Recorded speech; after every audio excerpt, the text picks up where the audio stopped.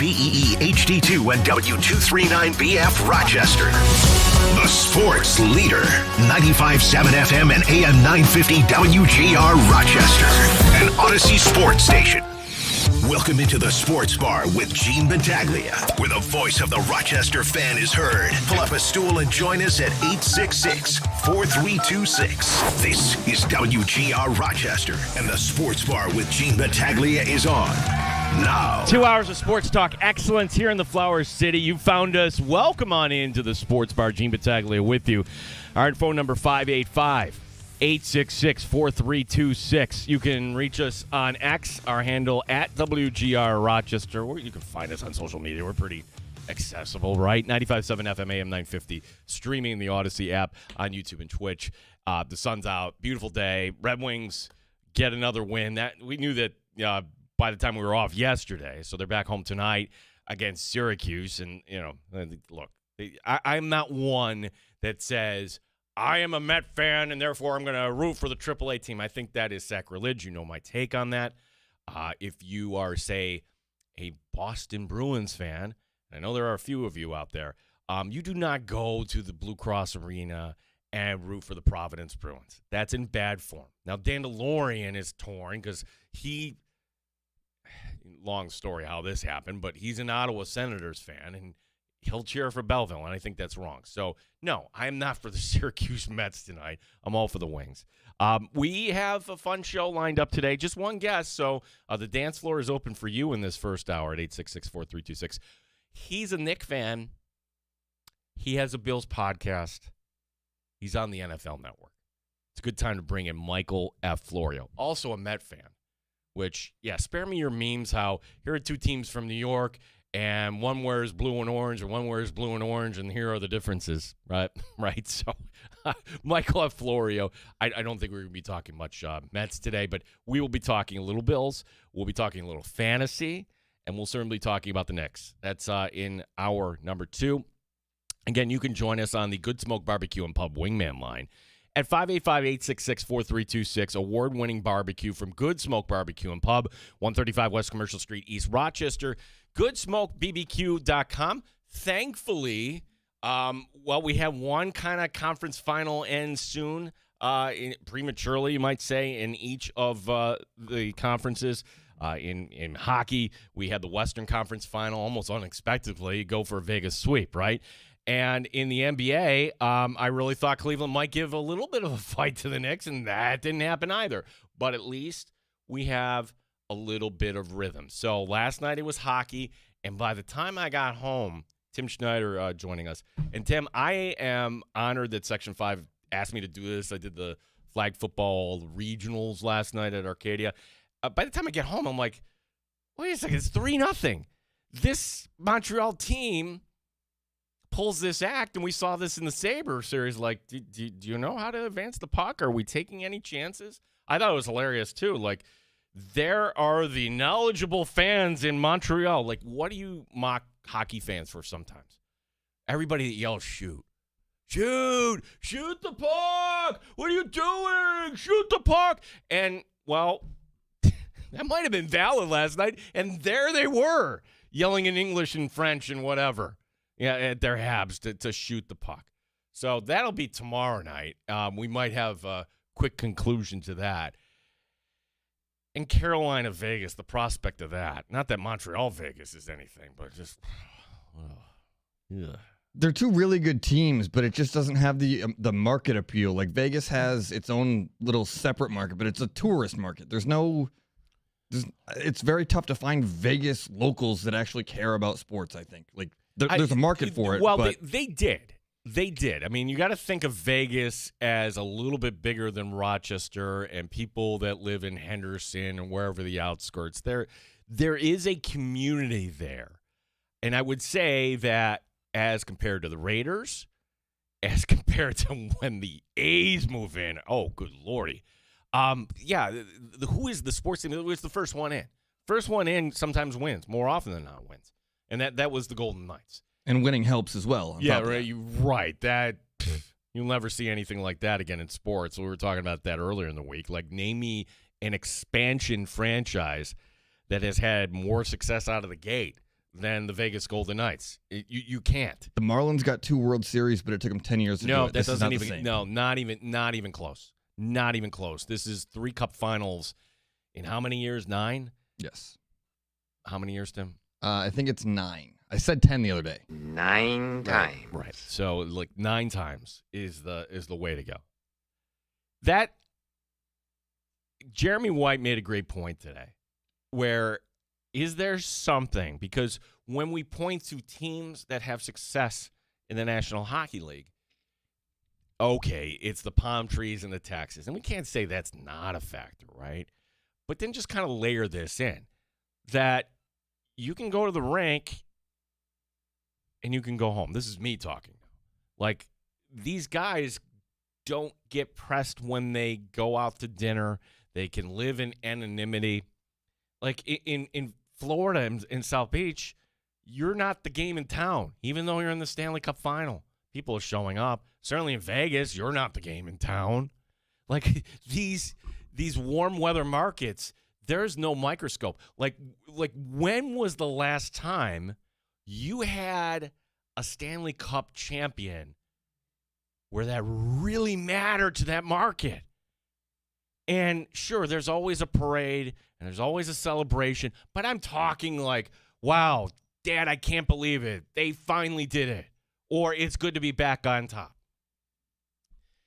I would argue against St. Louis. I don't, although the Blues have been around forever, I mean, when you think of St. Louis, I mean, are there really that many hockey nuts? Or is it just a big metro that doesn't have an NBA team and it fills the arena there locally? You've never had, like, relocate the Blues talks or anything like that. I couldn't tell you who their owner is. To me, they're kind of an invisible franchise. It was kind of weird that they won a cup. But I don't think that mattered all that much. I'm talking about what does it matter? Like, does their local sports talk in St. Louis talk about why isn't a certain defender playing in the postseason, or what should be the bottom pair? You're not getting that in St. Louis. Where for here, are they paying attention? Like, we would talk about Zach Metza. We would talk about, all right, Carrick going back in. It matters to that degree. Certainly matters in Canada, and we haven't had one since '93. I would say probably Pittsburgh. Pittsburgh, a franchise with history going back to Lemieux, certainly, but then the next generation with Crosby coming in, and they were in the final back-to-back years, 2016, 2017. So, to me, I would go back to that. I mean, does it matter in Boston? I'm asking honestly. Like, in Boston, hockey is... I think when they did it, it mattered. No, but that doesn't count. When Florida does it, when they did it, it mattered. Like in Boston, the talk there when the Bruins are in the final, what's going on with the Sox? The Sox. Even the Patriots, it's a Sox town. The Bruins are 4th on the rung. You have the Celtics, who, my gosh, they are the blue chip franchise, or the Lakers, one of the two in the NBA. You have the Patriots, who were kind of irrelevant, but, hey, it's the NFL, and they've won a bunch of Super Bowls. And it's the Sox. That's a religion out there, baseball. So, again, I would just say, like, does it matter in Vegas? No. Does it matter in Raleigh? I'm sorry. It doesn't. Maybe it matters from, yay, we're a major league city. Yay, look at us. I don't know, like, how many of those fans in Raleigh are actually from Raleigh. I just think it's a transient city, and I'm a little biased against them. So, will I watch the Cup final? Yes. If it ends up being Carolina and Vegas, I can't believe I would say this. If I had to pull for a team, it would be the team that has Jack Eichel on it. I applaud that. You're nodding your head. Yeah, I think that Jack Eichel gets a bad rap around here. I don't think that the way that played out was not his fault, and it seems like he's the villain because we have to blame somebody for something. No, I don't. We talked about this. I don't think that Jack Eichel, his history in Buffalo, he was handed a captaincy that he shouldn't have been handed. And granted, I was one of them that was kind of driving the train, and it didn't work out. It did not work out. But when you compare the two markets, and there's going to be Las Vegas hoisting another cup when Jack Eichel was in Buffalo and the Vegas Golden Knights didn't even exist. Like, it's a little bit painful. Now, at least Buffalo is on the right track. I do think that. And we'll have some sound from Lindy Ruff. Lindy Ruff, in case you missed it, was on Sabres Live today talking about various things. Do we have that, Tim? Do we have him talking about so we have Lindy Ruff talking about Carolina here. I look at it more that if we were playing Carolina, what would we look like? And what does that look like? That looks like to me, it looks a lot like that 2-1 game we had in Carolina, which was a real tight checking, hard competing. You look at the hard compete and guys going back, how quick Carolina gets back for pucks and how quick they get out of their zone. When we're on top of our game, we don't spend a lot of time in our zone.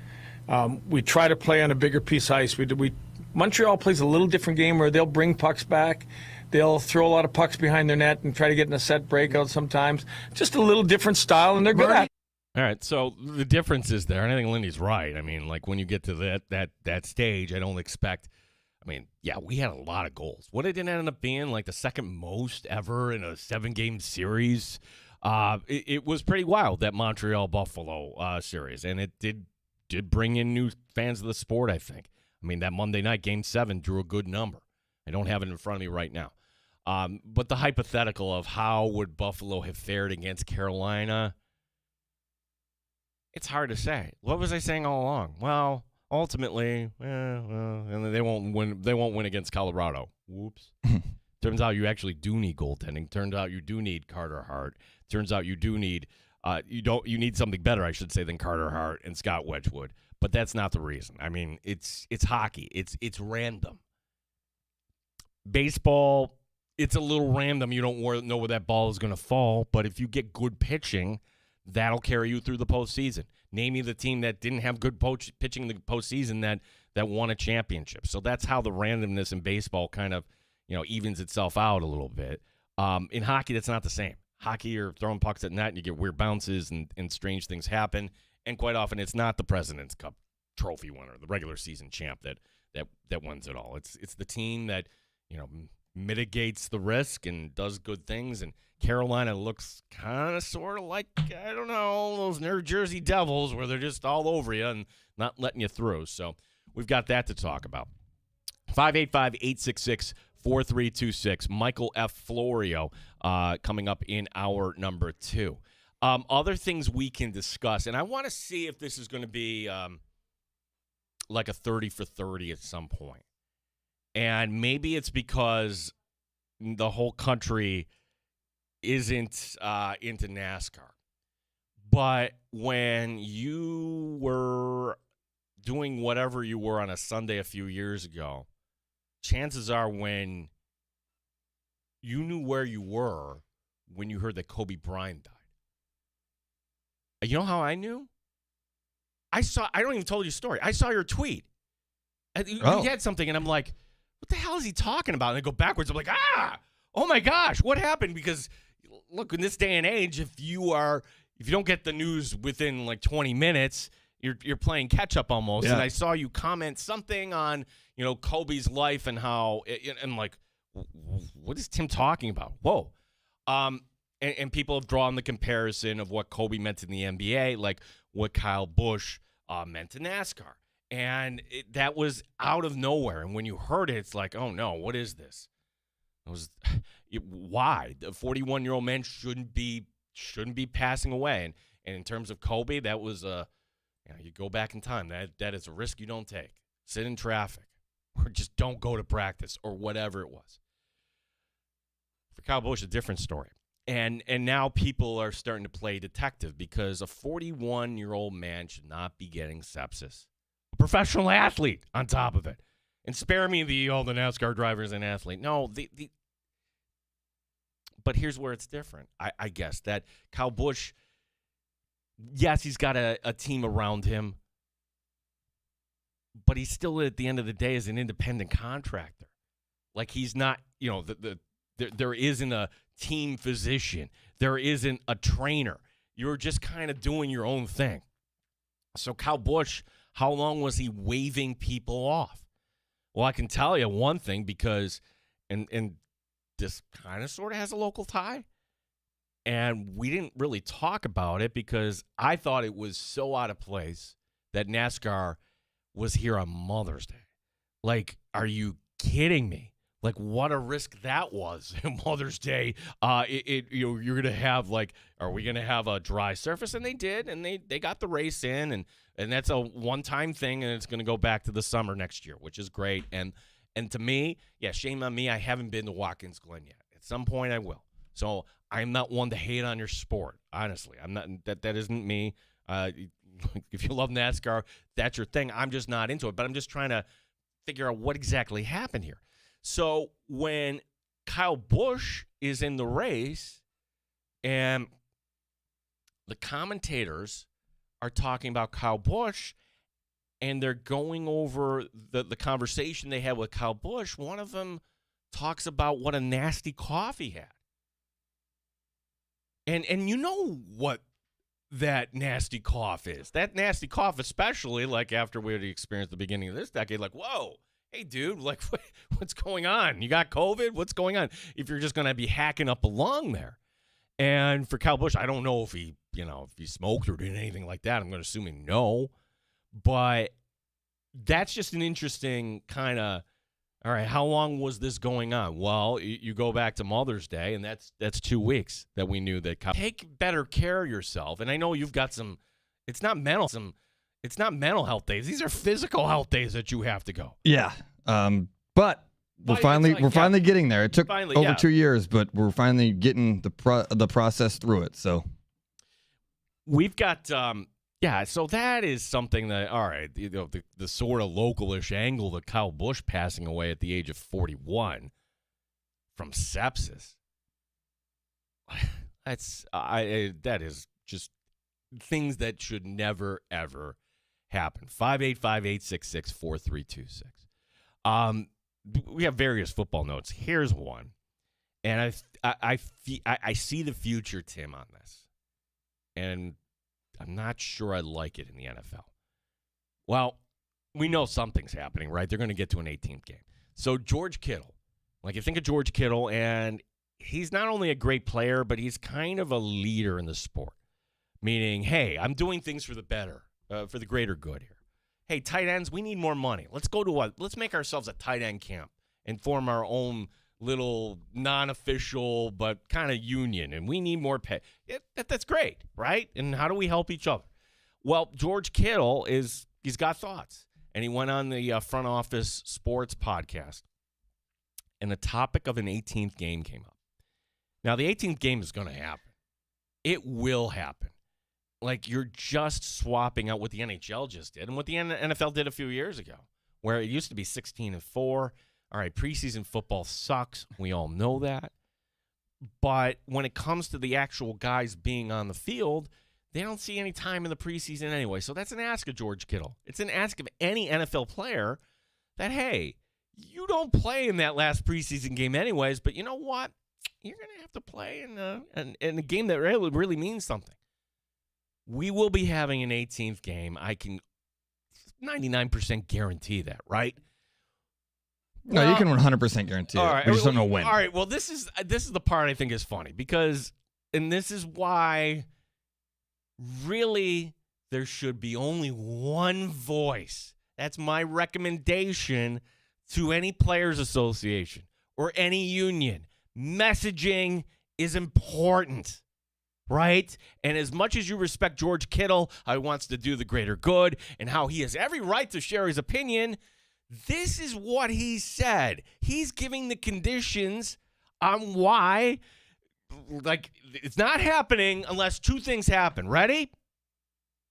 1, there's an extra bye week. 2, we need more money. Now, if I'm Roger Goodell, here's how I'm playing this. Well, I don't know. Okay. I can't believe he said that. Okay, extra bye week? George. This has been done before. The year's 1994. It's the first year after the Buffalo Bills don't get to a Super Bowl. And the NFL trots out 2 bye weeks. You know what? We hated it. It's like, oh, another bye week. That's an easy ask. And this is where I'm going with the things I don't like here that I can see into the future. Sure. Like, you're going to create more inventory for all your TV partners. And instead of having, I don't know, 7 games in a 1 o'clock window, you can live with 4 or 5. And the number 2 part, more money. Are you kidding me? This is all designed to make more money. If you're asking for a bigger percentage point, it's like going to the auto dealer. They will come up with a number and they'll do their magic and poof, you make more money. But the secret is everyone's going to make more money by selling this to different TV partners. And that's where I'm going with this. So where George Kittle says, hey, 18th game isn't happening unless we get an extra bye week and more money.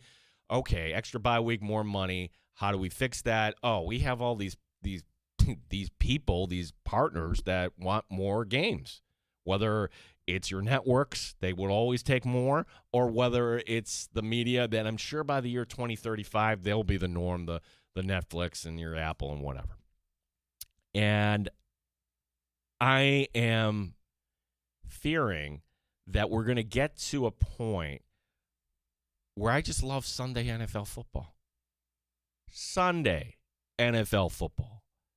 The Bible, they call it the day of rest, right? Well, yeah, let's just kind of have a cold one, put on the 1 o'clock games, and the most exciting hour of the week in professional sports is that 3:30 to 4:30 window where you have 1 o'clock games finishing up. Let's watch the end of this. Let's watch the end of that. Oh, my gosh, this game went to overtime, and you are just like, whew. And now let's settle in to watch the 4 o'clock game from Dallas or wherever it is. Well, if you're putting in an extra bye week, and now we have a Wednesday night before Thanksgiving and a Wednesday night season opener, and remember how, like, rest was such a big thing and Thursday night football was always kind of it's bad football. There's not enough rest. There's not enough prep time. Yeah, that narrative's kind of gone away, right? Like we like football in any way, shape, or form. So are we going to oversaturate the NFL at some point? If we're going to 18 weeks, if we're going to multiple nights, if it is, and the thing about the Sunday 1 o'clock window is this, especially if you have the ticket. If there is a game that you don't like, you leave that game and you go to another game that's competitive. That's great. That's what we like. And if you're gonna create more standalone games, all right, you know what? I don't have to watch. Now I could be totally wrong because the NFL is such a drug. We're all addicted to it. We're up on YouTube and Twitch. You're smiling, Tim. What are we smiling about? Just the NFL is a drug, and we cannot stop. And even when I try to avoid the NFL, it's unavoidable. We are oversaturated, but it's not enough still. 585-866-4326 is our phone number. Michael F. Florio. Now, he is a fantasy expert, and there are some leagues that do this now. I'm not part of one of those. I think you're a psycho if you're doing your draft right now when it comes to fantasy football. But there is the story out of Green Bay, like when it comes to their running back. Like, should we be looking at other options? Like, as we head to the warmer weekends and you start thinking about draft scenarios, like I'll pick Michael's thoughts on that. It'll be, Bill's Talk and Nick's Talk with Michael F. Florio, Sick Podcast, NFL Network. Coming up next, something P.J. Glasser said yesterday with us. It's a baseball talk. We celebrate, and by we, I mean baseball fans, different things. And one team that never won a damn thing, never made it to a World Series, but somehow is beloved. And part of it is Hollywood, because if you weren't in tune with it, hey, there's Brad Pitt on the big screen. There's Brad Pitt, and there are the Oakland A's. Wow, they're so smart. And it's a best-selling book, and it's actually a business book, Moneyball. And, hey, what's wrong with the market? Let's pick this out. Wow, they're geniuses. They won a bunch of games. Well, the flaw with Moneyball is that they in the movie, they don't kind of go over Mulder and Zito, and I forget the other guy's name. That was really kind of the thing, right? They had three aces on the mound. They cobbled together a lineup, but they did it in such a way that hadn't been seen. And how is this team with no payroll making the postseason? And again, never got to World Series. Never, much less winning a championship, and now they're out of Oakland altogether. Well, there's another team doing this in baseball right now, and this team, for that reason, isn't going away anytime soon. And it's something that I think that you, the baseball fan, has been clamoring for. But we just haven't paid attention. I want to get into that in a little bit. Time for your calls at 585-866-4326. Gene Battaglia here, WGR Rochester.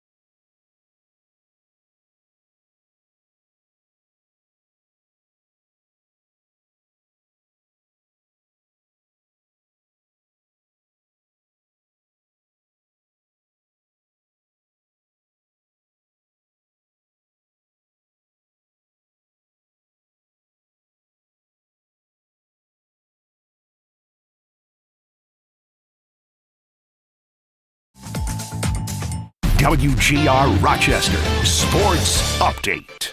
We could have the NBA Finals set tonight. It's Game 6 of the Western Conference Final. OKC up 3-2 in San Antonio. SGA of OKC on tonight's adjustments. There's still things we could have did better. I guess see how they reacted to their losses and trying to put ourselves in the mind frame of them going into the next game. But we just got to be ready. Obviously a really good team and a really tough environment to go out there and win. With their season on the line, we got to understand what's going on.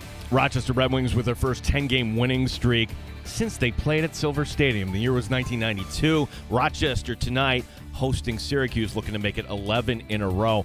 This just in, the NHL Players Association telling us that Claude Lemieux has passed. The former Montreal Canadian was 60. Gene Battaglin, the sports leader, 95.7 FM and AM 950, WGR Rochester.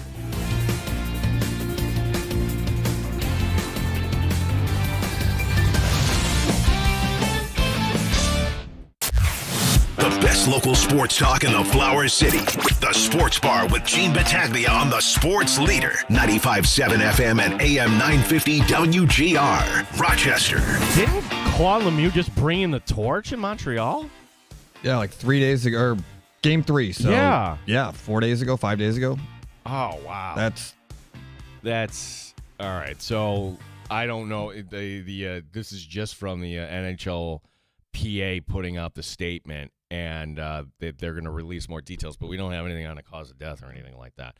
And it's funny how, like, Claude Lemieux, his name came up in this postseason because the way Claude Lemieux played, I see a lot of that in Zach Benson. Hey, if you are that Gen X generation, you hated Claude Lemieux, whether it was the Devils or the Habs or I whoever. loved him. Well, Probably for the same reasons. For the same reason. If he's on your team, you were like, oh, my God, that's my guy. But he just was such an agitator. And for Benson at 21 to figure out, hey, you know what? I can score.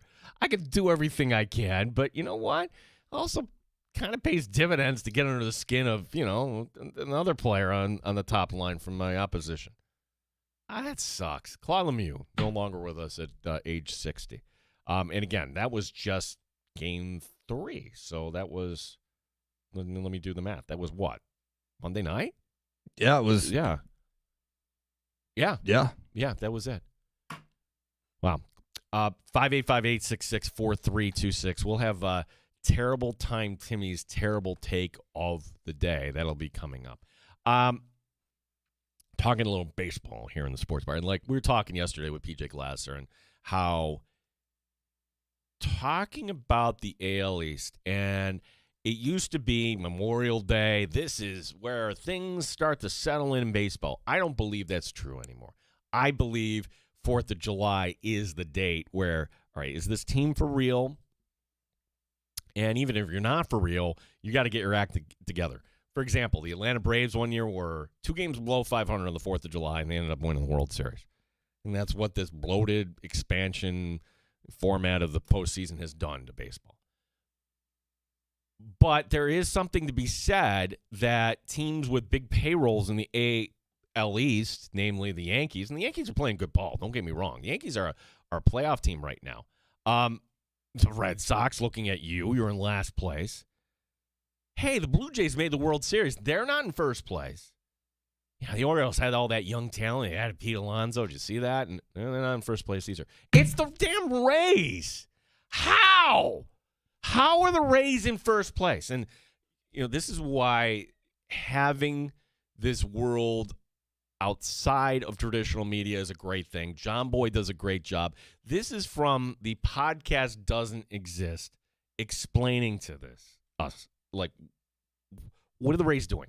How are they doing this, and why this really isn't a fluke? And when I tell you, okay, let's look at some of the facts here. Team that's in first place, the Rays. 30 teams in Major League Baseball. The Rays are dead last in barrel percentage, dead last in hard hit percentage, dead last in average exit velocity. These are all the advanced metrics, right? They're like, what are we taught in these last few years?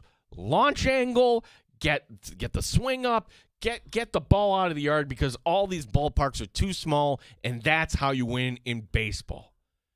Strikeouts be damned. and don't steal bases. Just, get on base and hit home runs. Okay. What do the Rays do exactly if they're not swinging for the fences? Well, they have the best record in the American League, and they put the ball in play. They are first in contact percentage. They're second in strikeout percentage. They're third in steals. And then this is a kind of a newish stat. First in extra bases taken. I don't know how they determine that, but imagine you're on first base. Hey, I'm going to get to third. Imagine you're hitting a single. You know what? I'm going to stretch that into a double. The Rays are best. This is small ball. This is exactly what we've been asking for, is it not? Baseball has this problem. Hey, when you're not hitting home runs, oh, it's another strikeout. Oh, great. And look, some of the rule changes have helped.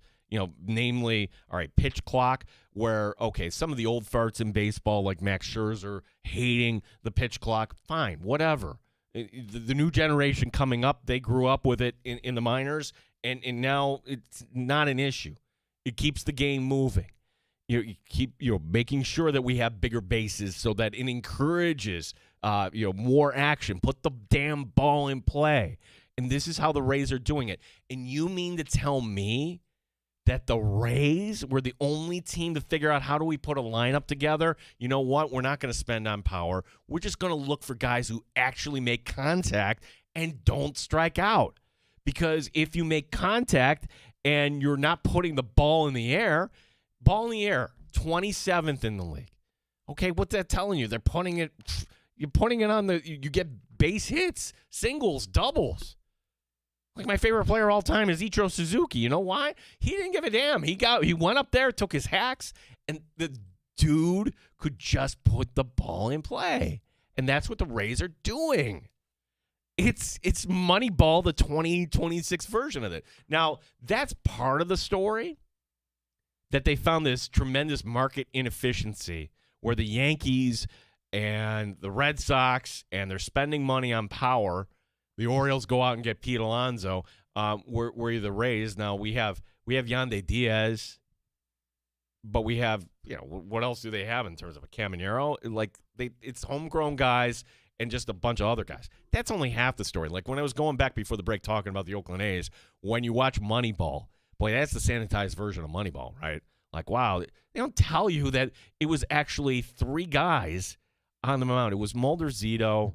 Who was the other guy, Tim? Hudson. Tim Hudson, yeah. Tim Hudson. Okay, got that right under the wire. They don't tell you that. Okay. The Rays don't exactly have a Mulder, Zito, and Hudson. And this is the part I can't figure out. Look at their starting rotation. Okay, so, one, they've been healthy. The Rays have only used, to this point, 7 starting pitchers. Only one of those 7 was actually a starter in the majors last season. And what they did was they just went and found guys. Like Steven Matz off the scrap heap, he's dealing. Shane McClanahan, he's pitching for the first time since 2023 as a starter. Griffin Jacks, former Twin, hadn't started a game since 2021. Nick Martinez, same thing. Like, God, they're just guys.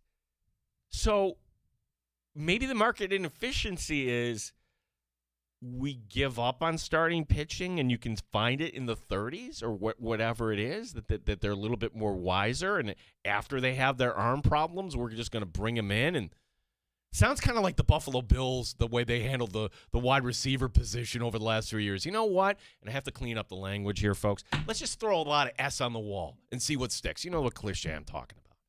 Oh, great. Yeah, let's bring in Chase Claypool. Let's bring in the guy from Detroit. Let's bring in, name whatever, kind of guy that didn't work.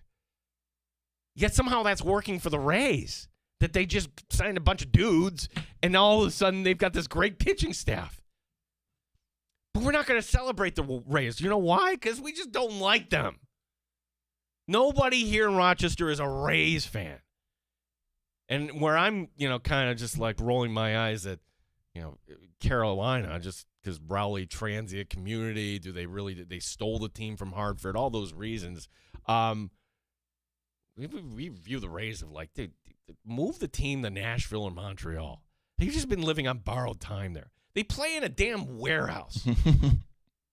It's not like if they finally leave that ballpark, Tim, and I never make it down to Tropicana Field, no loss on my part. I'm not going to be like, man, I should have went to the Trop while it was still around here. So what is it? There's not like the Rays made a World Series one time. They were fun. They had Carl Crawford on that team. They've had talented guys come up. They've been smart. But what I'm saying to Yankee fans is this team's not going away anytime soon. And the way they're playing, will people actually kind of gravitate to this? Because this is what you've been asking for.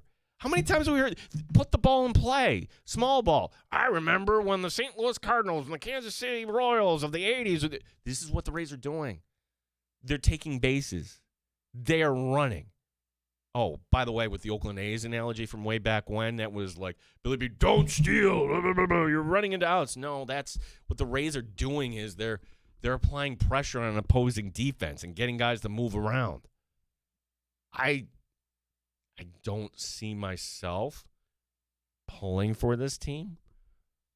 But This specific team or this style of play? This team. But that's the thing. I'm curious to see if this is going to hold up. I think it will, because you want to be the first on the shift of fashion and sports, all of it. It all kind of repeats itself over the course of time. And this was how baseball was played in the early 90s and then became the home run boom. And in football, you used to have a running back. Now it's receivers and throwing and a quarterback. And in baseball, you can do this now and be ahead of the curve, and then all 29 other teams will follow you, and then you've just got to be the next to advance beyond that. And I think that this might be, I don't know if it's going to take over, but I think it's here to stay. Yeah, I mean, the on-base percentage, Jonathan Aranda, 384, Junior Caminero, 353. They're getting on base. They're doing the things that are kind of needed. They just have one guy that has more double-digit home runs right now. Yeah, their home runs are, or more than half their home runs are three players. Yeah, that's exactly it. But then they have three guys, actually four, because Chandler Simpson, who drafted Chandler Simpson? He's got 61 base hits already. Yandy Diaz is batting 311. Remember how it used to be will we ever see a 400 hitter again? Nobody hits even 300 anymore. So this is all the stuff we've been asking for.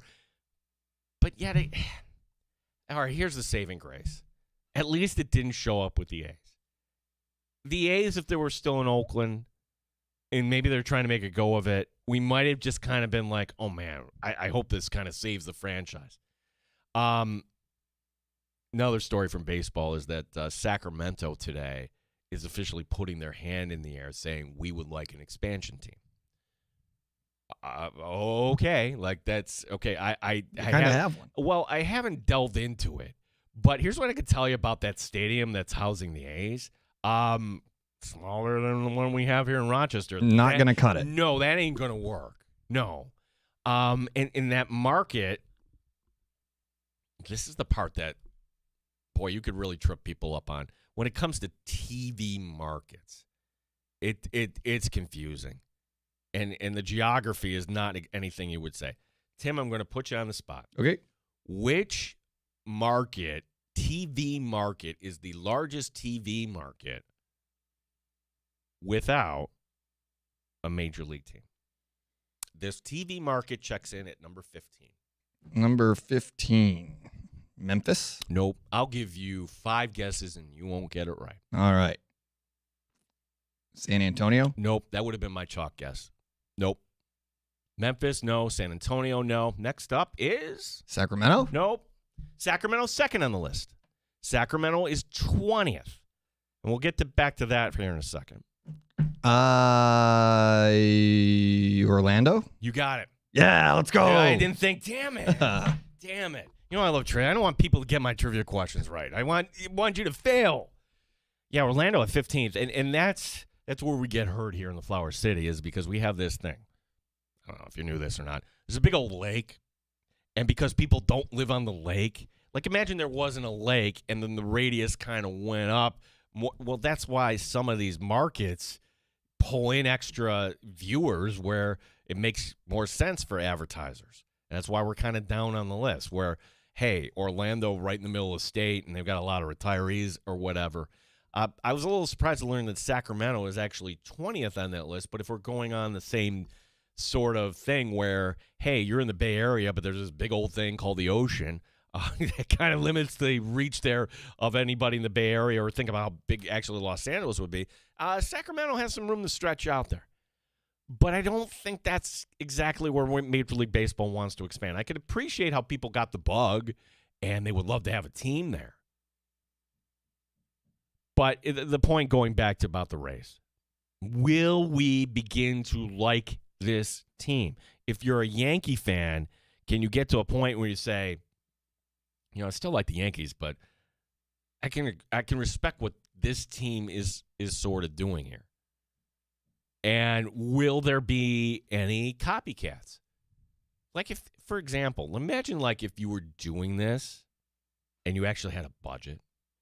I was going to say Cleveland's a competitor with this idea, but they're just not good. It's not good. It's not good. Like I'm looking at Boston. Shame on you, Boston. It's like, and I know a lot of Sox fans, their owner, like, where are your loyalties? Are they here stateside, or you want the soccer team to win? Because if it's the soccer team, then maybe you should probably have somebody. What about Pirate fans? Now the Pirates. What's one of those? Like the Pirates are still fun and interesting, but ultimately I don't think it's going to work. Ultimately, I'm sorry, you're kind of doomed. Could the Rays in the American League actually navigate their way? I'm going to say no.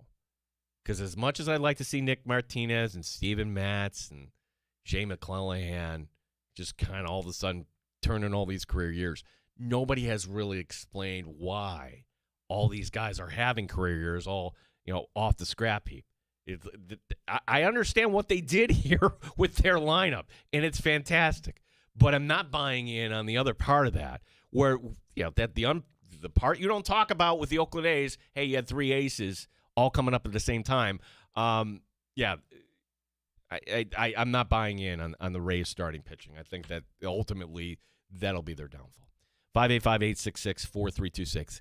3T's 3T. Terrible Time Timmy's Terrible Take, where I clear the dance floor and Timmy takes over. We will also have Michael F. Florio from the NFL Network, Sick Podcast, joining us here in hour number 2. Gene Battaglia with you here, WGR Rochester.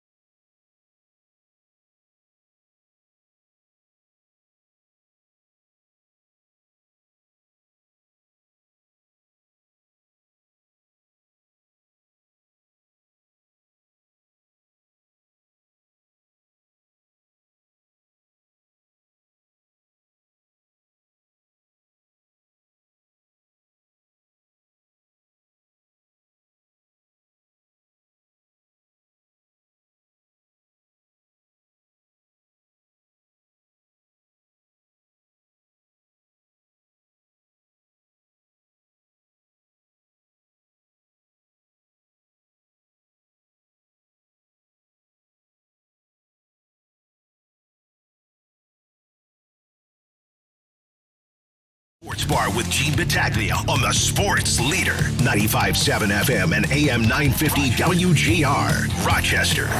You can reach us on X, our handle at WGR Rochester, as Chris in Kentucky did.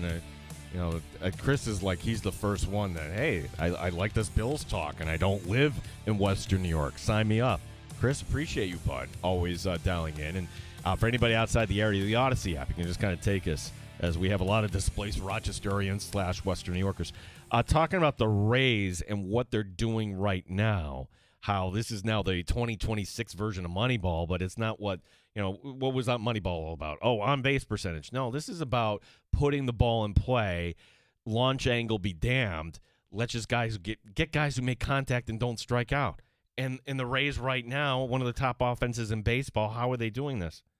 What the Rays are doing right now, this is Chris writing on, I've seen for a while, the Bowling Green Hot Rods, their single high A affiliate, has been doing it since I've been attending their games. The Hot Rods have a couple of championships to show for it, which, yeah, that might have been something in a while. Like, I'm sure the Rays didn't just kind of figure this out while they're kind of, going back a few years, like, okay, what's going on here? You have to be ahead of the curve on things, always. Chris, thank you for writing in.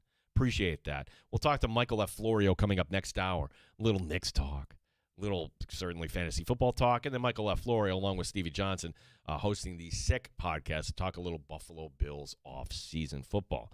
It is now time for your favorite segments. It's now time for Terrible Time Timmy's Terrible Take of the Day on WGR Rochester.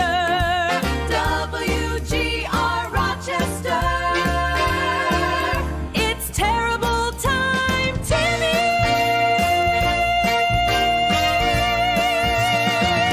You tricked me there. I thought we were going to get an a cappella version of that song out of you when you said it is now time for. I thought you were just going to do the whole thing on your own. I was excited for that, but No, and don't even think about going in there and swapping it out for another song or deleting that or something else. Like, I hold the deciding vote, and that song stays. I'm sorry. I've lost that battle. You lost that battle.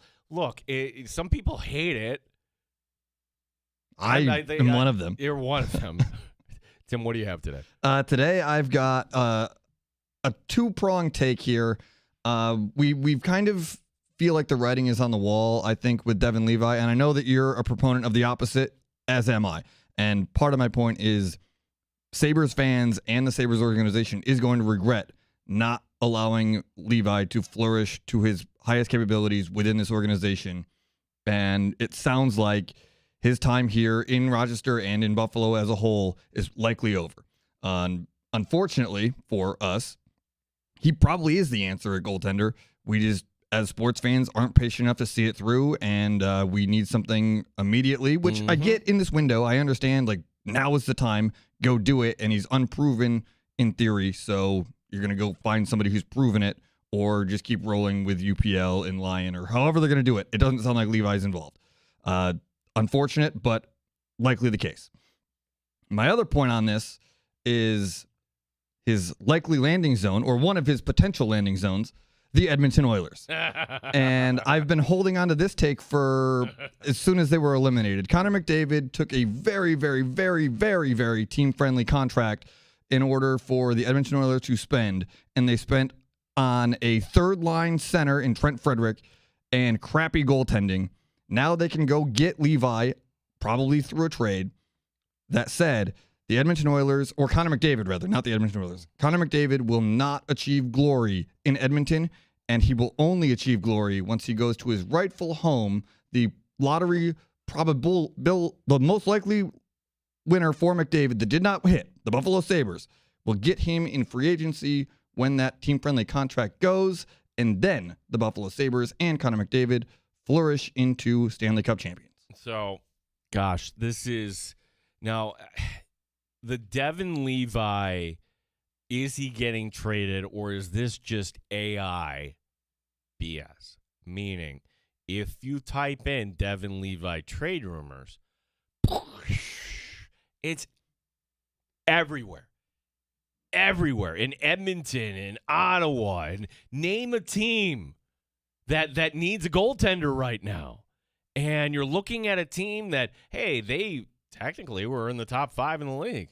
You know, look at the bright, hey, there's no pathway for Devin Levi. Let's go get him. It makes all the sense in the world for a team that doesn't want to spend money getting somebody on the cheap. But I'm not moving Devin Levi unless I'm getting something back in return. I'm sorry, and this is going to offend a lot of people. Oh, what about Colton Ellis? Sorry. Bye. Colton Ellis is a fun player. He's not the future. That's the ceiling with Colton Ellis. He's a third goaltender for your team. He's nothing more than the E-bug. What I'm talking about is Devin Levi at some point in his career will be a number 1 goalie. But this isn't lining up to everybody's timeline. That's the issue here. And Levi can understand why he was upset. When we had Paul Hamilton on with us last week, he said, well, as soon as Colton Ellis came in, Devin Levi would have been done. This is what I would push back on Paul. And I have tremendous respect for Paul. That wasn't the Jarmo Kekalainen decision.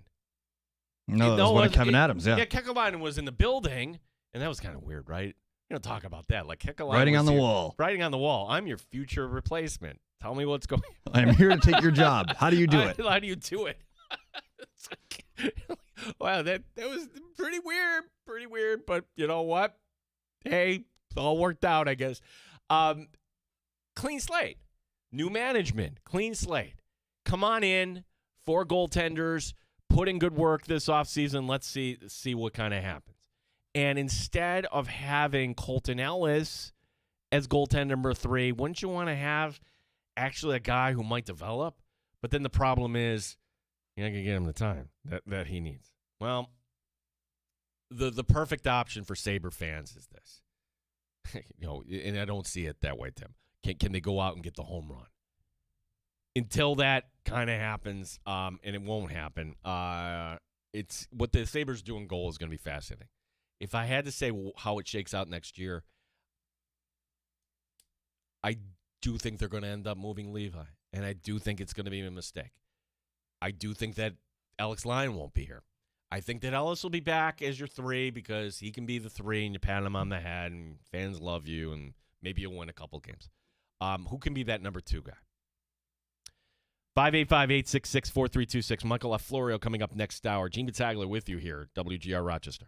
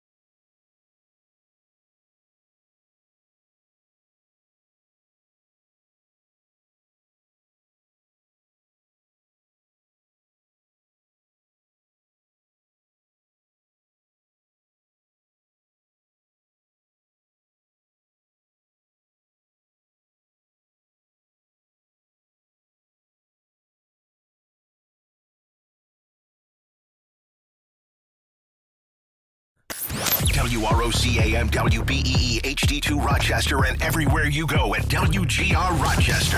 The sports leader, 95.7 FM and AM 950 WGR Rochester, an Odyssey sports station. WGR Rochester Sports Update. Tonight it's the NBA's turn to take center stage. Game 6 of the Western Conference Final, Oklahoma City up on San Antonio, 3-2. Stefan Castle of the Spurs on Staying Alive.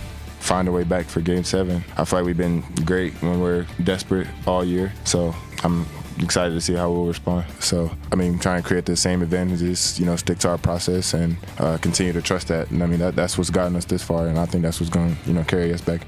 Former NHL great Claude Lemieux has passed. Claude Lemieux was 60. The Rochester Red Wings with their first 10-game winning streak since the team played at Silver Stadium back in 1992. The Wings looking to make it 11 in a row tonight as they host Syracuse. One game in the majors right now. The Tigers leading the Angels 1-0. They're in the fourth. Gene Battaglin, the sports leader, WGR Rochester.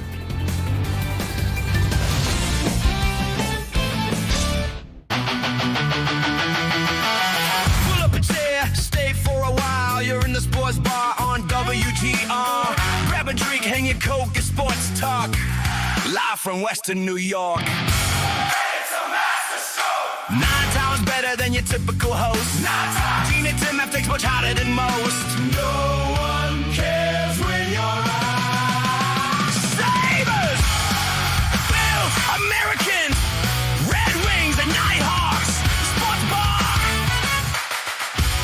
For Rochester Sports Talk. I had forgot that Claude Lemieux was actually on Colorado. That's how I remember him. That's but I remember him with the Devils for a couple stints, but that was part of, they did make a 30 for 30 on that. Okay, Colorado and Detroit. Those are just two teams where, in sports today, the kumbaya nature of you're making money, I'm making money, let's all kind of have a prayer circle and everything is all good. No, these two teams hated each other. That's how we want it as sports fans, right? That's why you go back to the Four Nations, that registered with people. Ooh, wow, okay, we're getting after this. And then you put it next to the NBA where oh, I don't really, we're really not digging all that deep here into our hatred for the opponent. Claude Lemieux was that guy. He was that guy. And it's very sad that just a few days after he carried the torch in Montreal, in Bell Center for game number 3, that we lose him today. Claude Lemieux, 60, cause of death not clear right now. 585-866-4326 is the phone number to call. You can hit us back at WGR Rochester. That is our handle on X. And we do have a good friend of the show, Michael F. Florio from the NFL Network, will be joining us here coming up bottom of this hour. If there's one guy that I would say right now puts guests on and can get guests to kind of talk, and there are things I don't like about McAfee. I didn't like how he'd be paying Aaron Rodgers, whatever it was, $1 million or whatever it is, to go on, and then Rodgers wouldn't really say anything. But there's no denying that McAfee is kind of a force, and that you couple that with ESPN. Remember, McAfee didn't, that was always criticized, he's going to lose his brand. No, that kind of took off because with the ESPN brand, now he gets guests like the top names. And so Adam Silver goes on there. And you're going to go on McAfee, you got to offer something. And then Silver kind of giving us this. And if there's one sport that figured out, okay, how do we use technology to improve the viewer experience when it comes to officiating? The answer is not the NFL. The NFL, of all the sports, you would have figured out that the dog and pony show, let's bring out the chains. I'm going to use an index card. And now, we're going to do the virtual measurement. You don't need the virtual measurement. That is just nothing more than window dressing, right? It's crazy that I picture an NFL in, say 20 years that, hey, when the goal, because you can't tell when you're actually at a game. Sometimes, did that actually go through the goalpost? Is that field goal good because your depth perception is in there? Light up the goalpost. We have LED lighting. That'd be kind of cool for television or something like that. Same thing should be for a first down.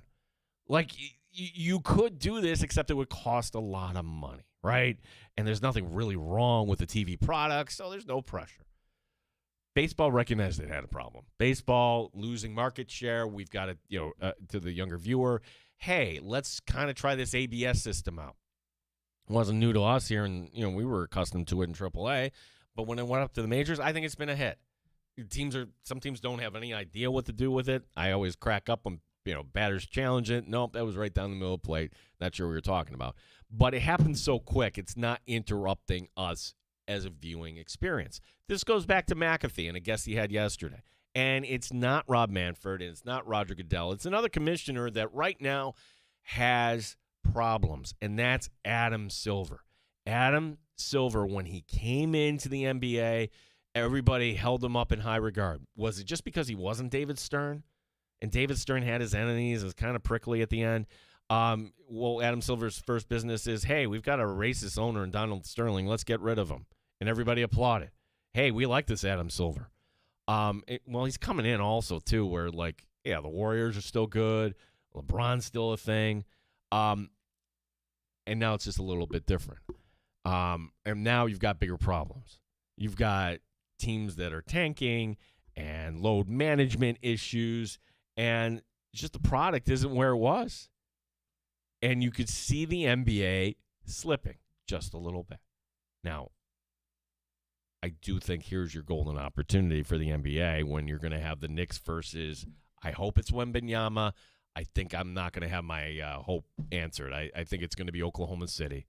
And so that's going to be the juxtaposition, right? The team that really the country won't like, and if you're outside of New York, that's the secret, right? Like, nobody likes New York, right? But you're going to watch anyways. But then you really shouldn't like Oklahoma City because they stole their team. And what are they all about? And they flop, right? That's another problem with the NBA, the officiating. Well, Adam Silver went on Pat McAfee, and let me give you a nugget, Pat McAfee, on something that is going to be changing as soon as next year. Ready? Here it is.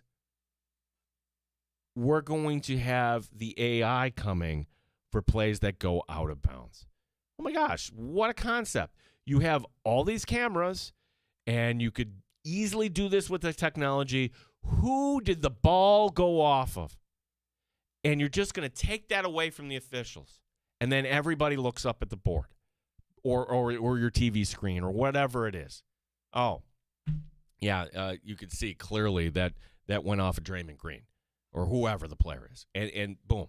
And so it is just going to speed things up. And the way Silver kind of described it, it's, this is almost like he's trying to pat the officials on the head. Like, they get to pay attention to other things rather than worry about if the ball went out of bounds. And this wasn't something that I had on my bingo card for things that we were asking for.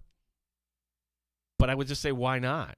Why not do this? And for the NFL, why not? Their virtual measurement system is a joke.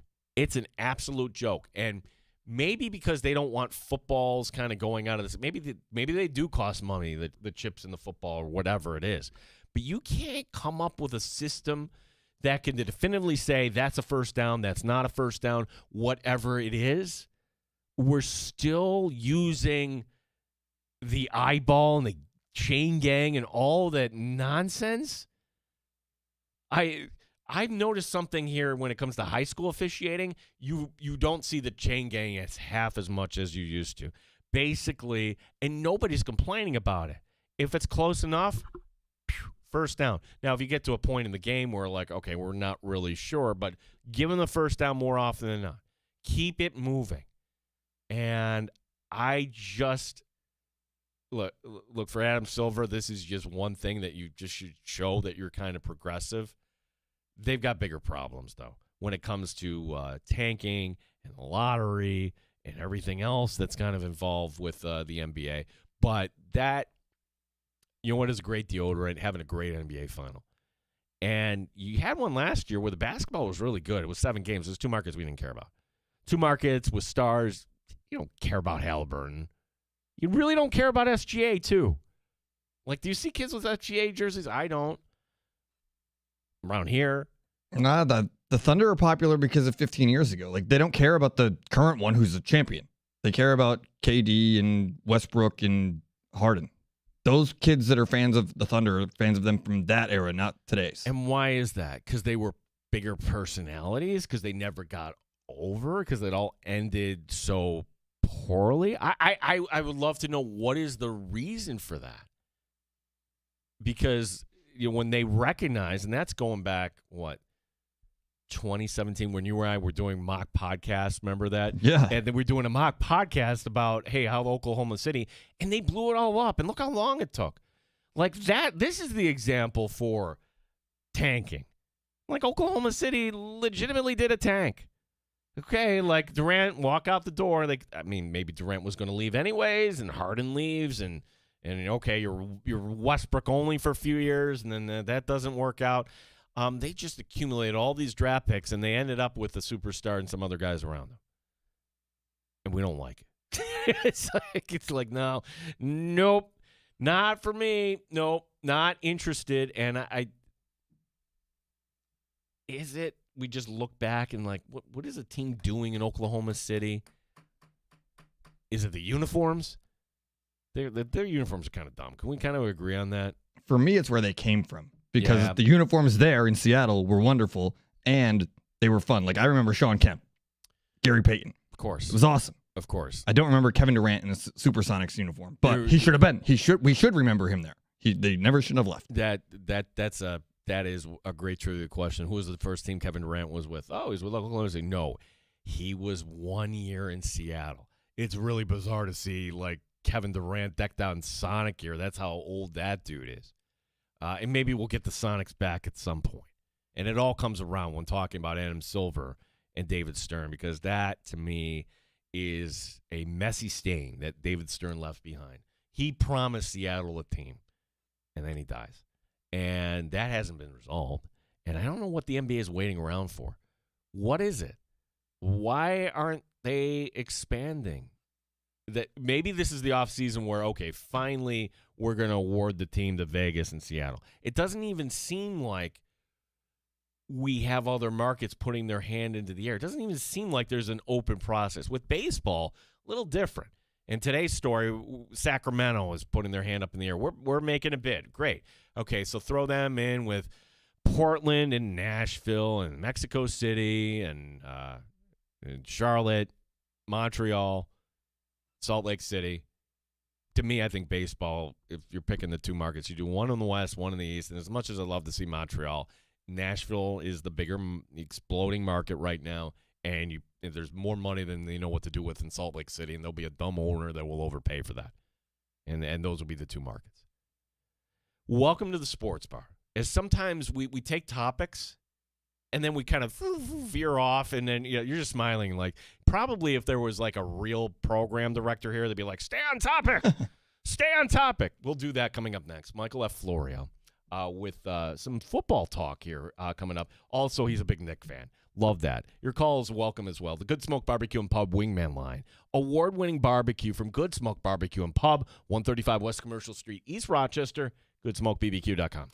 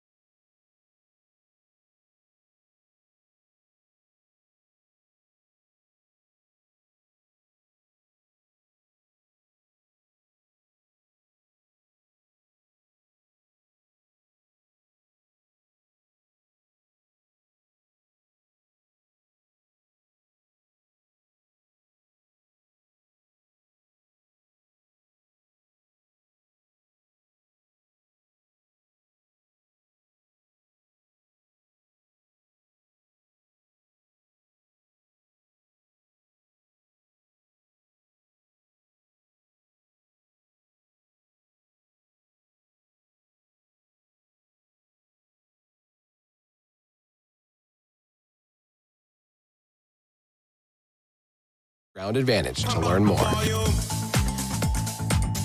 WGR Rochester Sports Update. We could have the NBA Finals set tonight. That is if OKC takes care of their business. They're in San Antonio, up 3-2. SGA from OKC on tonight's adjustments. There's still things we could have did better. I guess see how they reacted to their losses and try to put ourselves in the mind frame of them going into the next game. But we just got to be ready. Obviously, a really good team and a really tough environment to go out there and win. With their season on the line, we got to understand what's going on. Noted Knick fan Michael F. Florio from the NFL Network, the Sick Podcast, will join us next year in the Sports Bar. Rochester Red Wings, they are on a roll, looking to make it 11 in a row tonight as they host Syracuse. Claude Lemieux has passed. The 4-time Stanley Cup champion was 60 years old. Gene Battaglin, the sports leader, 95.7 FM and AM 950, WGR Rochester.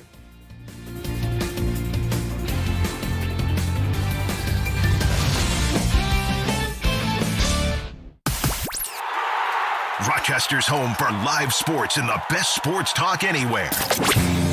The Sports Bar with Gene Battaglia, 95.7 FM and AM 950 WGR, Rochester. The joys of being a sports fan when, well, it was like found money for the Sabres this year, right? It was just, hey, look at this team.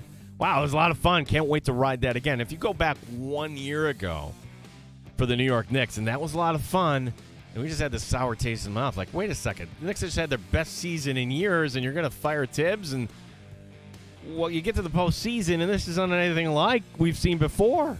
Like 11 wins in a row for the New York Knicks. Michael F. Florio from the NFL Network Sick Podcast. And Michael, thank you for joining us. You're a native New Yorker, and this is what I would explain to people, that in New York City, hey, you either like the Yankees or the Mets. You really can't, or you shouldn't like both, right, if you're a sports fan. Jets, Giants, no. Hockey's divided. But in basketball, stop. Like the Nets were playing across the river. They were in New Jersey. Seemingly everybody is in a Knicks town, a Knicks fan. Michael, how are you today? What has it been like for you watching this basketball team? I am fantastic. I am elated, ecstatic. You picked the word. I feel great. And, yeah, that's the point that I don't think people outside of New York get. Like, I'm living in LA now for work and stuff like that, but I have a friend out here who's from, known my whole life from the city. He's a Nets fan. He's one of, like, 2 Nets fans that I know, and he came up to me this week, and he was like, you know, many times in my life I've regretted not picking the Knicks as my team, none more than right now. And you talk about last year, right, the best season the Knicks had in really my life, because I'm too young to really remember the 90s. Like, I remember them, but I don't appreciate it, you know. I didn't start watching basketball, like, night in and night out until, like, 2000, right after the Knicks' last final run. But last year, I was in Indiana. I flew there for Game 4. Me and a couple of friends, we attended, and we watched the Knicks go down 3-1. We had to deal with, you know, the hundreds, I wouldn't say thousands of Pacers fans outside the arena after the game, like laughing and talking their trash and all that. And what we kept saying was, like, enjoy it now. This was year one of this team. You know, most teams don't win it all in year one. Just wait till next year. And a year later, I would be lying. I thought they would get this far. I came into the season thinking the Knicks were the best team in the East, thinking that if it wasn't this year, it was never going to happen for this group. I would be lying if I told you I thought it was going to look the fashion that it has. The most dominant 11-game stretch in NBA history. But don't worry, they are going to be underdogs, just like they were in Game 3 in Cleveland, just like they were in Game 3 in Philly, and like they were at times. People were picking them against the Hawks, picking the Hawks against them and stuff. Keep doubting them. Because 4 wins away from glory. Yeah, and they will be underdogs, and you've heard this too. It's like, this is a fun run, but, you know, the real championship is going on right now. It's San Antonio and OKC. Okay, fine. Michael, let's just kind of assume that you know, tonight goes to San Antonio. Who would you rather face in the final? I think they're going to be bigger underdogs against the Thunder, and rightfully so. But I think they can handle either of these teams if they continue to play the way they have played. But if it was up to me, I would rather face the Spurs. I think the Spurs are very good. They are very young. The Knicks played them very well this season, and I know regular season isn't the same as the playoffs, but like the NBA Cup is probably the closest you will get to a playoff game in the regular season, and the Knicks handled the Spurs in that one. In fact, the only game they lost to the Spurs this year, they blew like a 17 or 18-point lead in the fourth quarter.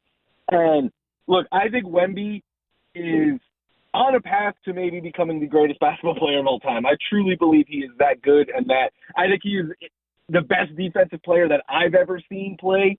But I think the Knicks are the one team that can handle him, because you could go 5 deep, you pull in Landry Shamet for Josh Hart. All of a sudden now, Wemby's got to guard Cat. He can't sag off of Josh Hart, and now he's got to play away from the rim.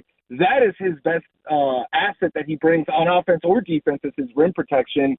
The one weakness the Spurs kind of have defensively is against the mid-range shot. The Knicks are the best mid-range scoring team in the league. And then the secret weapon, Big Mitchell Robinson. I don't think he gets enough credit for how great he is defensively. He can guard wings and stuff like that, but he thrives at taking away and making life extremely tough on big men, especially those who don't play super physical. And both Cat and Mitch will be able to outstrength Wemby at this point in his career. But Knicks, Wemby's coming. He's not going anywhere. So get it done this year, because who knows what that guy's going to look like next year and beyond. Yeah, Michael, and you mentioned how, like, in the 90s, it's like kind of a faded memory for you. And I vividly remember those teams from the 90s with Oakley and Starks and Bonner, and they could just never get by the roadblock when it mattered, called the Chicago Bulls. But my point, my analogy I want to do is a little later in the 90s, you saw a team in New York, namely the Yankees, and they make a change at manager, and they bring in Joe Torre, and the response was like, ugh, Joe Torre, we're bringing in that guy. Brown for the Knicks has been the right choice, but he was like their third choice. And if we go back a year, we were pretty upset about Tibbs being out. But now that you look back at it, talk about like where the Knicks are today. How much of that is due to the change at coach, would you say? I think it is largely due to that. I think the players get a ton of credit as well. Jalen Brunson, one of the best leaders in the game. I was team move on from Tibbs because I felt bad. I was like, look, we're coming off our best season of my life. Like, he's gotten this far. Him and Jalen Brunson go back to before Brunson can have 4 memories and stuff like that. So I get it all. But Tibbs always tried to fit a square peg into a round hole. And, like, one big criticism I had of him was it felt to me, I know they acquired Cat late in the offseason, right before the season started, but it felt to me like he handed him the Julius Randle playbook and was like, this is your role now. And, like, it never really felt to me like Cat was put in a position to thrive under Tibbs, and the minutes would add up. They wouldn't trust their bench, and that's what hurt them against Indy, right? Like, I still believe that they are more talented than the Indiana Pacers. I think the Knicks this year would wash last year's Pacers team. We'll never know, but the issue was they were just going 6-7 deep while Indy was going 9, 10, 11 deep some nights and just pushing the pace, and their plan was to wear the Knicks' legs out over 7 games, and it worked.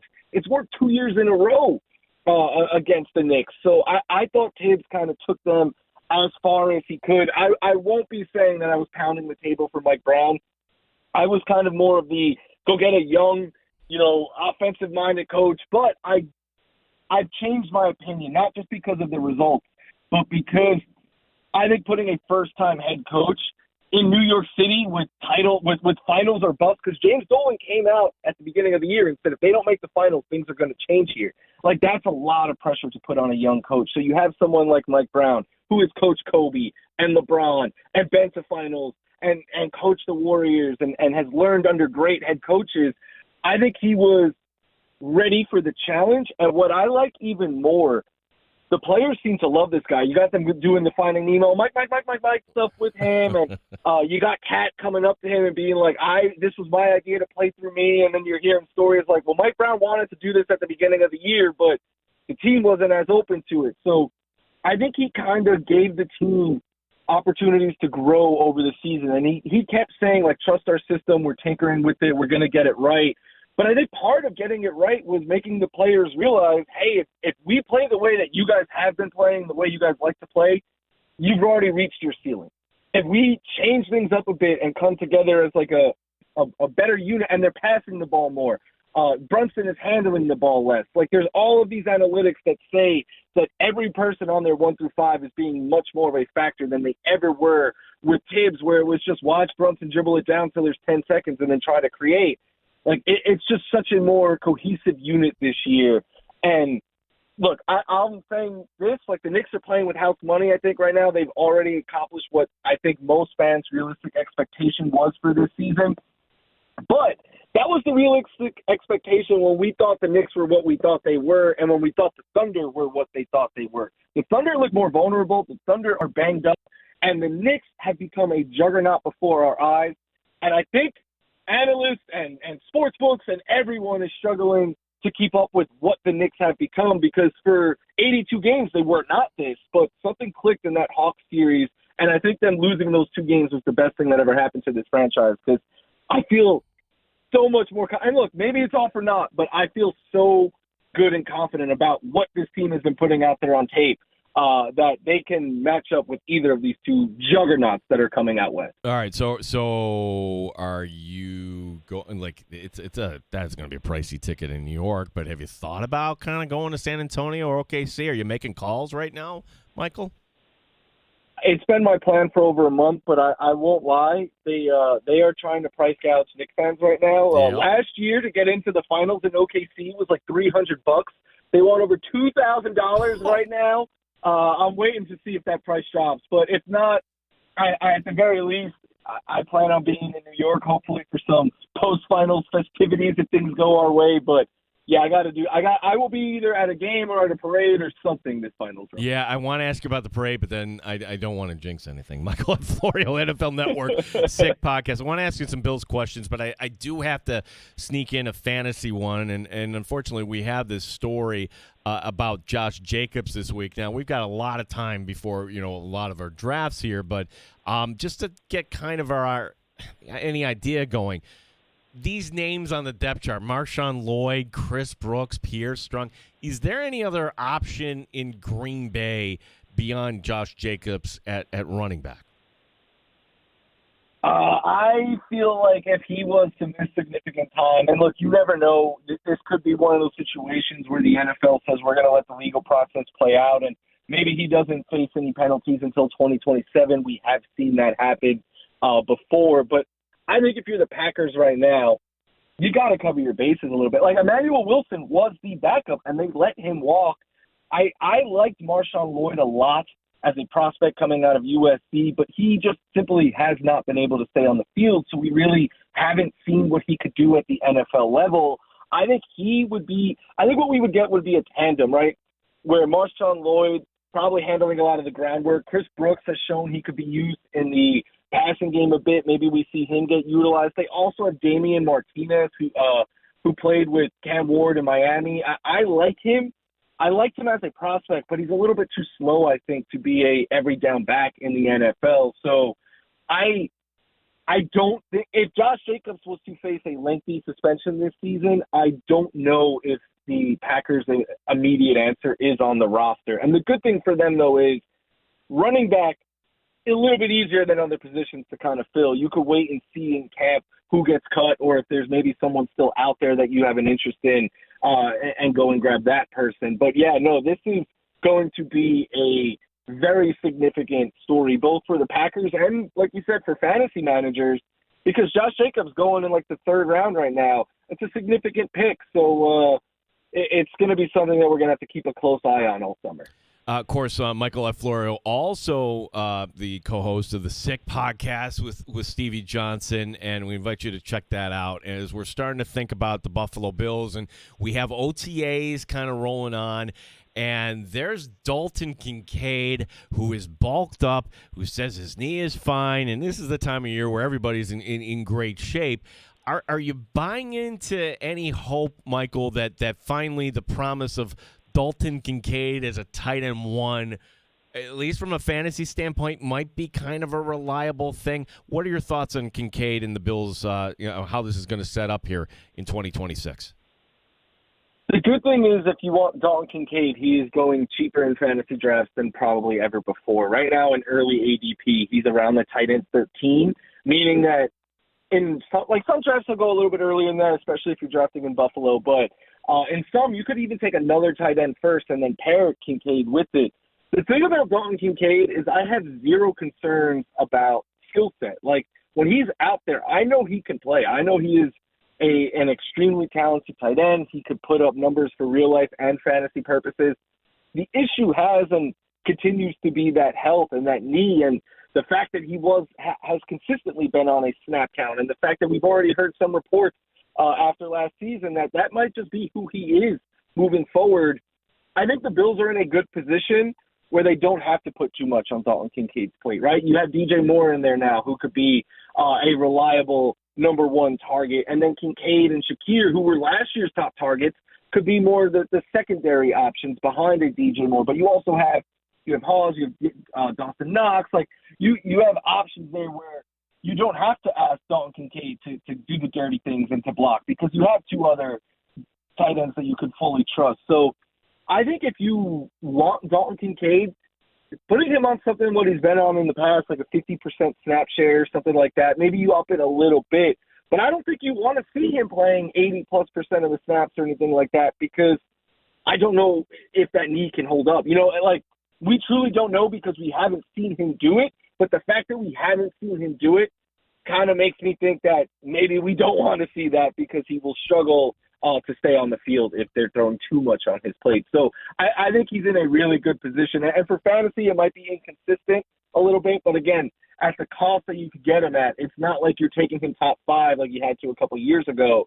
So you could live a lot more with that week-to-week inconsistency at this price versus what it cost a couple years ago. It's funny, with the Bills receiving core, there's only really, in my opinion, Mike, there's only one guy that, okay, I can picture what he is, what his role is, and what his production should be, provided everything is healthy. That would be Khalil Shakir. Okay, Khalil Shakir, you can picture maybe he gets downfield a little bit more. But everybody else, I'm wondering, what is the ceiling, what is the floor? Like DJ Moore, say, for example. What about a Skylar Bell? You forget Josh Palmer's still around. And then we haven't even brought up Keon Coleman. Is there any receiver that you think, all right, where they're being drafted right now, that the ceiling will exceed the draft position? Your thoughts on the Bills' wide receiving core, and is there any option out there that you're particularly high on? People are going to get annoyed at me, but I think, like you said, Shakir is more of the safe floor play. Maybe he could exceed his value a bit, but I don't think he's going to return like a wide receiver 1 type season or anything like that. He's more of the PPR guy who racks up the catches, is a very reliable like wide receiver 3 or flex play for fantasy purposes. After that, I think Skylar Bell is a better real life piece for the Bills. I don't know if he gets enough opportunity in year 1 in this room to be fantasy relevant. I think Josh Palmer will have some nice games, but forget just last year. He has struggled his entire career to be consistent on a weekly basis. He's got some of those big flashy games, and then he'll disappear for a couple weeks, and then he has another one of those type of games, more of a better and best ball type. But if you're asking me for upside, I'm going to continue to say Keon Coleman, because I do think he brings the most upside in this room. Now, the floor is lower than pretty much all of them, outside of maybe like Skylar Bell, but the upside there, because he's the only one, I think, that outside of DJ Moore could become a double-digit touchdown guy. And that is how you greatly exceed your value in fantasy. And I think if he could push Josh Palmer to become like a full-time and 3 wide receiver set, something like DJ Moore, Shakir, and Keon Coleman, then I think his value really could take the next step. But for me, it really is DJ Moore or kind of bust, because DJ Moore is going as a wide receiver 3 in drafts right now. And I think that is largely because people remember the last 2 seasons with the Bears, which I put a lot on Caleb Williams, not on DJ Moore. And I also just don't think DJ Moore was a good fit for Ben Johnson. That's the type of system where you need to be where you need to be at the moment you were supposed to be there. The Bills, we've already seen DJ Moore have success in a Joe Brady system, and we know Josh Allen is an improviser, and he wants guys who can improvise and get open, which is just why I think DJ Moore and him are going to be a really good pairing.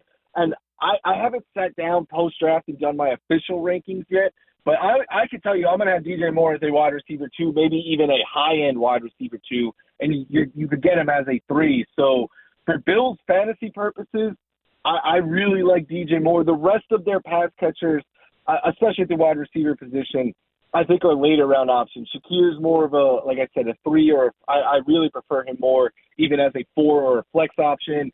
And then those other guys are later round dart throws that you're just taking upside shots, and if they don't hit, you throw them back on the waiver wire. But DJ Moore is the one that I think can really exceed the price that you have to pay right now. So the finals start on Wednesday.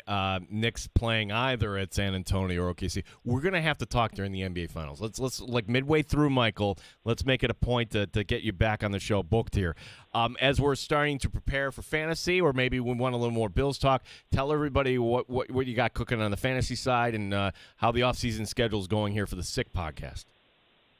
Yeah, right now you can catch me on the Insiders a couple times a week. I'm also doing a lot of Sirius XM on Rotoballer Radio over there, hoping that the NFL Fantasy Football Show will be back soon, but still kind of waiting on answers for that. Sick podcast with me, Stevie Johnson, and a lot of our friends that we bring on. We'll have a new episode today at 6 p.m. Eastern. We'll be live on my Twitter going over the Bills' positional rooms and stuff where they might still want to add, where we feel they've done a great job adding. And on the Knicks, I could come here and talk Knicks for your entire show every day if you need me to. My friends and family are like, please talk about something other than the Knicks for a change. But it's all I want to talk about right now because this is unprecedented in my life, and I love this team, and I am just – look, I want the Spurs to win tonight. I want that series to go 7, but I want that series over and done with so we could start planning next Wednesday. And, look, nothing I scout is going to change them, but I feel like I'm scouting for the Knicks, so I'll be watching that game very closely tonight, and I just can't wait to get these finals started. Michael, thank you. Check out the Sick podcast tonight. Let's talk sometime next week. Thanks, Michael. Appreciate you. Thank you. Go Bills and go Knicks. There we go. Go Bills. We didn't talk a second on the Mets. I'll have to point that out to him. Quick thought coming up next year. This is WGR Rochester.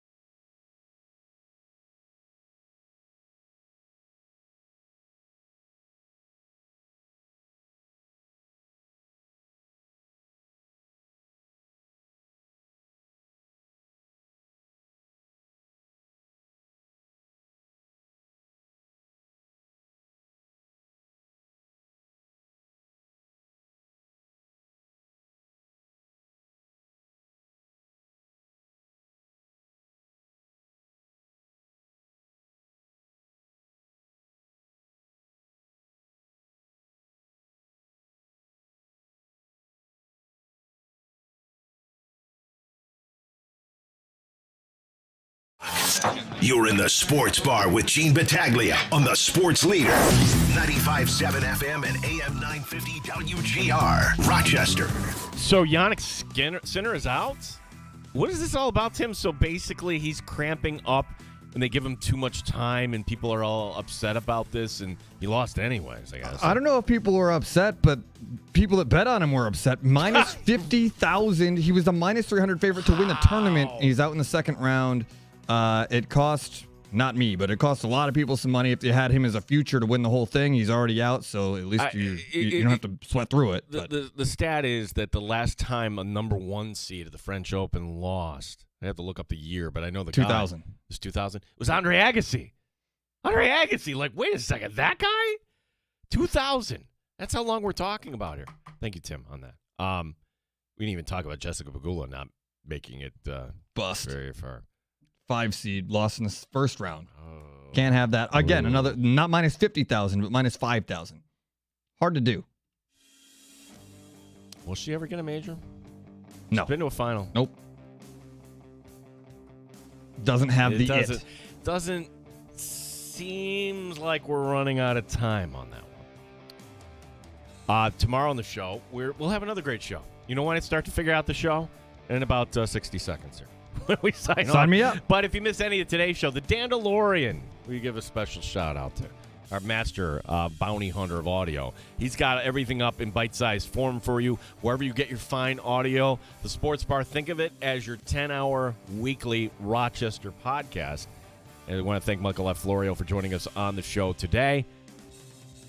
Coming up next is Show Up in the Bulldog. For Tim Schneider, for Dan Drummy, my name is Gene Battaglia. And let's hope we get a good game tonight, San Antonio and OKC.